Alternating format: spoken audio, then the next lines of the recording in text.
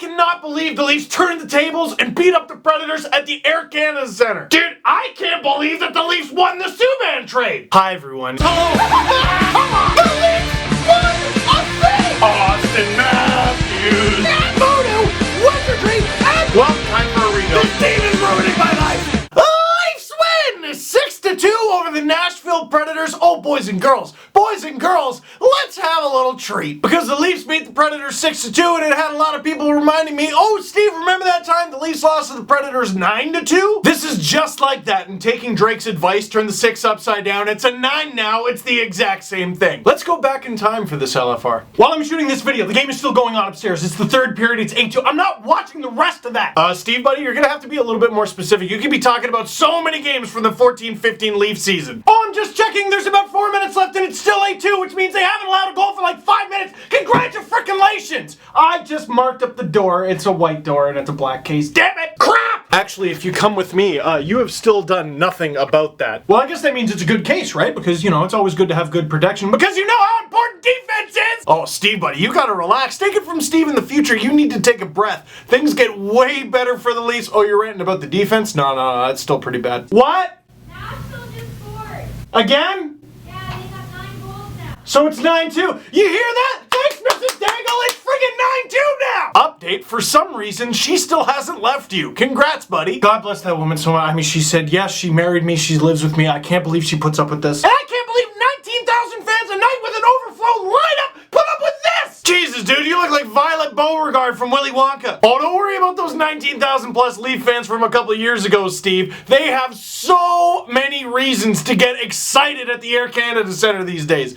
They still don't. It's a morgue. But they have reasons to be excited. Listen, if you've been watching these videos, if you've been listening to the podcast this year, you've noticed a bit of a theme. There's a few themes, but this one, you're jittery like an angry version of Jimmy Fallon. I've been saying that the Leafs are more or less what they are, and this season is going to be really tough because it's going to require some patience. Oh, buddy, you have no idea. That was only game 19 of that nightmare season. And you know what? I think that might be the best route. It's patience. It's patience what they need. They need friggin' patience. This team, Steve, the second you realize that this team needs to hit absolute rock bottom, tear the whole thing to the bone, and start anew, you'll be a much happier man. Friggin' screw that! Start the whole thing over! This damn team! That's the spirit. Realistically, though, I think cooler heads will prevail. Past Steve, future Steve does have a bone to pick with you. You actually dented the chair when you did that. Let's never fight again, buddy. Oh, Mitch Marner's Leaf! Oh my god, Mitch Marner. That's right. That Steve, that version of me has no idea that Mitch Marner's gonna be a Leaf. That version of Steve doesn't even know Lou Lamoriello is gonna be hired to be Leafs GM. Mike Babcock is gonna be hired to be the Leafs head coach. That version of Steve doesn't even know about Shanahan. The whole reason I feel better about life is the Shana plan. All we had back then was Randy Carlisle behind the bench and Dave, hey, did you know this knowness, telling everyone every rumor ever. Let's friggin' help figure that out in the morning. This is LFR Season 8. This is LFR, I'm playing with the lens cap. Stop it, you're gonna break the camera. It's still the same camera. This is LFR Season 8. That means I've been doing these LFRs for 8 MFABCDEFG frickin' years. Cry me a river, sweetheart. Between Leaf videos and other videos, I've done over 1,000 of these. I think it's close to 1,200. Have you heard of Peter Horacek, darling? Look at me, look at my face, look at the utter befuddlement. You know, looking back on it, Matt Hunwick doesn't actually seem that bad. Oh, you don't know about the guy from the Avalanche. Mike Babcock has a really weird obsession with him. I don't know, whatever, he got an assist. This team just keeps finding ways to surprise me. Oh, buddy, just you wait till the David Clarkson trade. But life goes on. Stories keep evolving, the actors change. This is the Coronation Street of terrible teams! Oh, I wish I could go back in time and tell this version of me that the Leafs actually did a really good job of shutting down PK Subban and the Preds. Although I may have to go back and explain a couple other things first. That friggin' sad clarinet from that show should be the new goal horn. It's copyright infringement, Steve. Kessel to Kadri, score!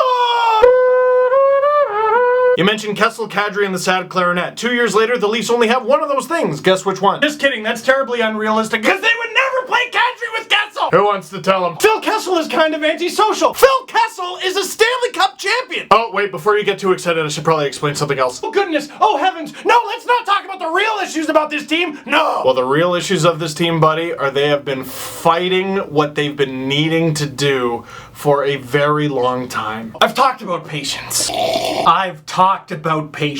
It's time for an example. You want an example of patience, Steve? Joachim Lidstrom. Ole Jokinen. Don't get me started on Eric Brewer, Steve. A lot of the talk with the Randy Carlisle extension was, oh, well, it's to send a message to the players that, accountability, Yo, the Ducks hired that guy. That's great, man. That looks great. That's awesome out there. Lose 6-2 to the last place team and then friggin' get killed by Nashville. Oh my God, I forgot the Leafs got killed by the Sabres when they were tanking for McDavid. They got 54 points that season. But you know what they didn't get? McDavid. And I know it's only 2 games, but I wouldn't be freaking out as much if this was the first time. Oh, and it won't be the last, friend. It'll be worth it, though. Whether it's Randy Carlisle or Dion Phaneuf or Joffrey Lupul or James Van Riemsdyk for all I care, someone who was on the Toronto Maple Leafs today should not be tomorrow. Okay, you threw out a lot of really good ideas. How about we get rid of all of them except for the last guy? For reasons that I can't quite tell you yet, you should really keep that last guy. No, but we must be patient with the Leafs. You shut up. We've been waiting for the pressure since 1967. No! Oh my God. I had forgotten what life before Austin Matthews was like. This game against Nashville was just a great example of what a lot of Leaf games should be like. High octane, high offense, some good saves from Freddie Anderson, and a nice performance from Mike Babcock too, I must say. The JVR Bozak Marner line is a deadly line in the offensive zone.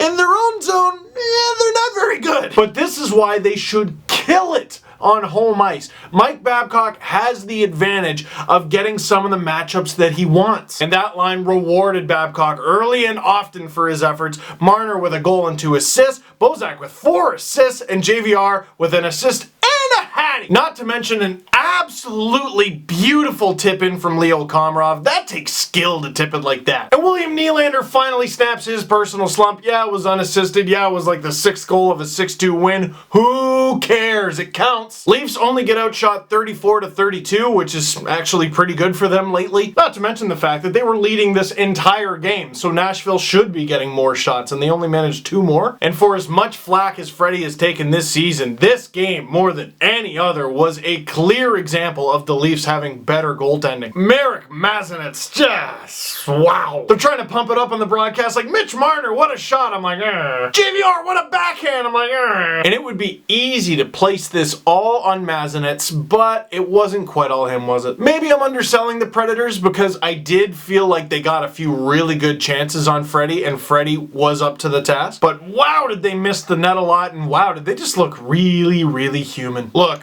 I know the Leafs aren't perfect. I know the Leafs still drive you and me nuts on a regular basis. Hell, I even know they got their asses kicked 7-0 recently. But after a 7-0 ass kicking, I can still look at this team and go, well, Nylander's looking good. Matthews is looking good, even though the puck's not going in. Mitch Marner, holy smokes, is he looking good? There are some real solid pieces on this team. After the 9-2 Nashville video, I don't know what I had to look forward to. These idiots are gonna trade Morgan Riley, I know it. Man, the Leafs have come a long way. And for as much as we swear at them, they are lucky to have fans like us. And it looks like they're finally starting to pay it back. They're not in a playoff spot, but they're close. They're only 1 game above 500, but they're above 500. And amidst all the frustration and growing pains, they do give us a chance to smile a bit too. So that is it for this one. Thank you very much for watching. Click like if you like this video. Click subscribe if you really liked it. Tell all your friends, and oh, am I ready to leave the past in the past. I'm out! Ah!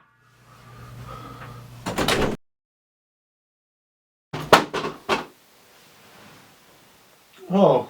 Which one of you just fell down? Oh, Grant Fuhr's hanger fell off. No! Well, who's gonna be Grant Fuhr for the rest of the video? Gretzky's an Oiler too. No one will notice. Oh, hi!